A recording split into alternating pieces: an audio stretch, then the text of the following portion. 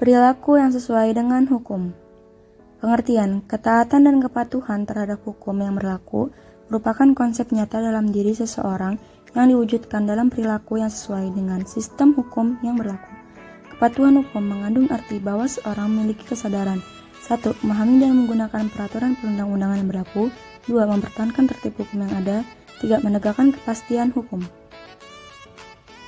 Ciri berperilaku hukum dilihat dari perbuatannya. 1. Disenangi oleh masyarakat pada umumnya.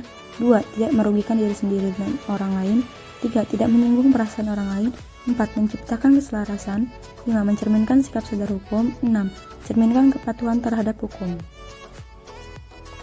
Sikap bertentangan hukum timbul akibat rendahnya kesadaran hukum.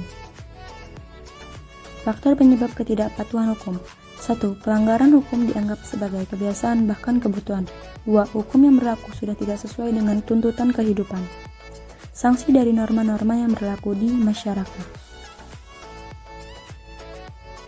Norma agama. Pengertian, petunjuk hidup yang bersumber dari Tuhan Yang Maha Esa yang disampaikan melalui Rasul Nabi dan tertuang dalam kitab agama yang berisi perintah, larangan, dan anjuran. Norma agama. Contoh, beribadah, beramal, tidak maksiat. Sanksi diterima di akhirat, ganjaran disesuaikan dengan amalan dan dosa. Norma kesusilaan. Pengertian, pedoman pergaulan hidup yang bersumber dari hati nurani manusia tentang baik dan buruknya suatu perbuatan. Contohnya, berlaku jujur, menghargai orang lain. Sanksi, tidak tegas, hanya dirasakan oleh diri sendiri berupa penyesalan, rasa bersalah, dan malu. Norma kesompanan. Pengertian, merupakan pedoman hidup yang timbul dari hasil pergaulan manusia di dalam masyarakat.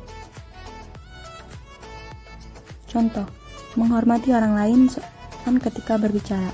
Sanksi tidak tegas, tapi dapat diberikan oleh masyarakat dalam bentuk cemoohan, celaan, dan pengucilan di pergaulan.